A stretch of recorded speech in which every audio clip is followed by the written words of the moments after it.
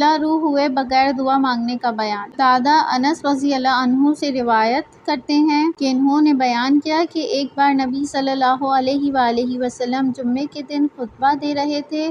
ایک شخص کھڑا ہوا اور عرض کیا، یا رسول اللہ صلی اللہ علیہ وآلہ وسلم، اللہ سے دعا کیجیے کہ ہم لوگوں پر بارش ہو۔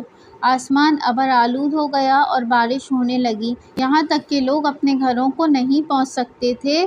دوسرے جمعے تک بارش ہوتی رہی تو وہی شخص آیا۔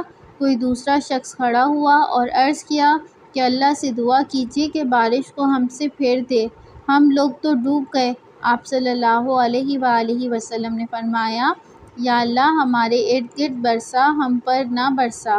چنانچہ بدلی مدینے کے ارد گرد منتشر ہونے لگی اور وہیں بارش ہوتی رہی، لیکن مدینے میں بارش نہیں ہو رہی تھی۔